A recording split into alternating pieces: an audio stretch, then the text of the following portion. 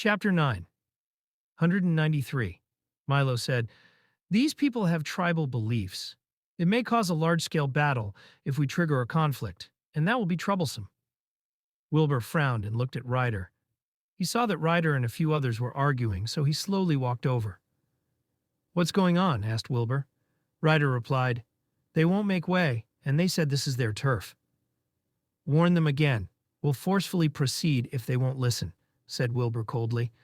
Ryder nodded and yelled, "Move, or else! This is our turf, how dare you?"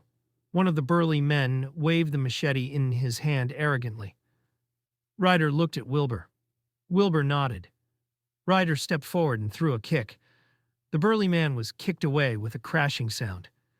The others yelled and wielded their machetes when they saw that. They sprinted towards Ryder. Milo was stomping anxiously. However, Ryder knocked those burly men out easily. Wilbur scoffed coldly and said, "Let's go." Everyone got into their vehicles, but Milo stood there looking stunned. "Let's go," yelled Wilbur again. Milo snapped out of it and quickly got into the car. The vehicles slowly moved toward the mountain. Milo frowned and said, "There's more trouble ahead. We'll handle them. We run into trouble every other day," said Wilbur nonchalantly. Milo sighed and did not speak again. Over an hour later, the vehicles arrived at a canyon, and they stopped.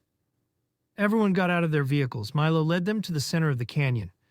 It had been excavated, revealing an underground tunnel. Milo said, "This is it. We excavated a tunnel and encountered something paranormal. Also, the Basan local chief led his people to cause trouble. We can only stop our work for safety concerns." Wilbur looked at the dark underground tunnel. He said slowly, "We'll check it out first. You guys stay here."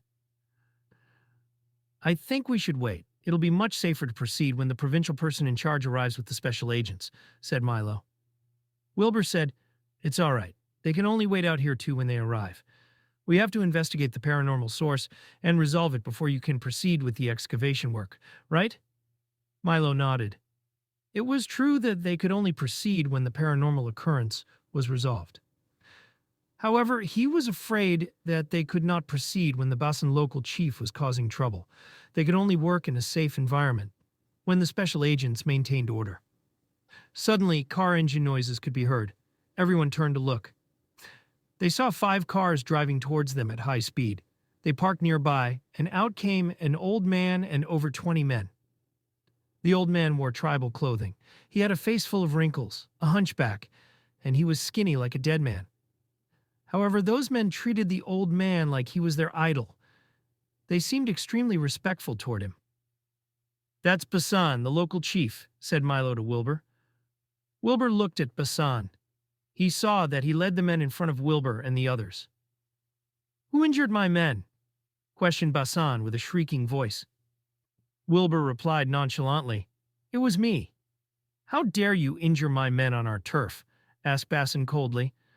Wilbur replied coldly, "We're just doing our jobs. You people dared to stop us. Injuring your men is the least of our worries."